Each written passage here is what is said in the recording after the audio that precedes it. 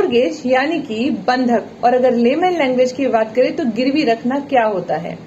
दो तरह की प्रॉपर्टी होती है, मूवेबल और इमूवेबल, चल और अचल। नाम से समझ में आ रहा है, जो मूवमेंट कर सके, एग्जाम्पल के तौर पे लैपटॉप, फ्रिज, कार, बाइक, सब मूवेबल प्रॉपर्टी।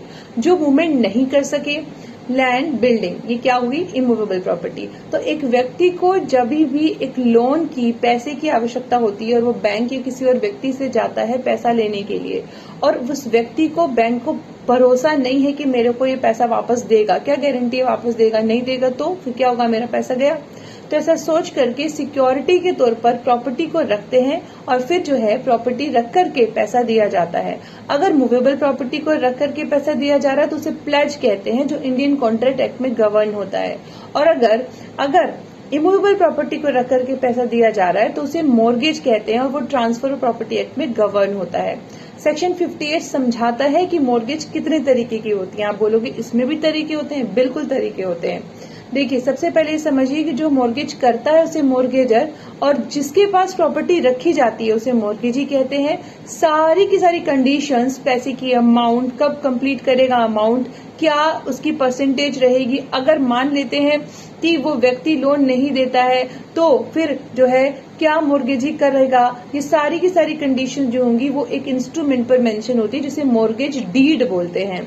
ठीक, अब समझिएगा, बहुत तरीके की मॉर्गेज होती हैं। वीडियो लंबी हो जाएगी, मेरे पास ट्रांसफर प्रक्रिया की प्लेलिस्ट है, उसमें आप जाकर के आराम से समझ लेना। मैं आपको बहुत छोटे एग्जाम्पल से समझाती हूँ।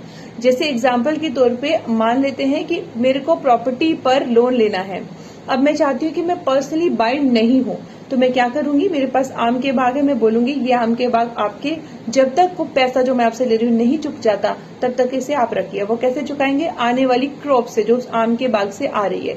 इसी तरीके से मकान से अगर रेंटल इनकम आती है तो मकान की पोजेशन मॉर्गेजी के पास जाएगी, और जब तक रेंटल इनकम से पैसा, मॉर्गेज मनी जो है वो चुकाता नहीं हो जाता तब तक वो मॉर्गेजी के पास रहेगी। यानी पोजेशन भी ट्रांसफर हो सकती है, यूसुफ्रक्चुअरी मॉर्गेज उसको बोलते हैं। और कई बार इस तरह से होता है कंडीशनल सेल जिसको हम बोलते हैं, जिसमें कि प्रॉपर्टी पर आप एक तरह से सेल लिखा है ना, तो ये ऑस्टेंसिबल प्रतीत ही होता है कि सेल हो गई है।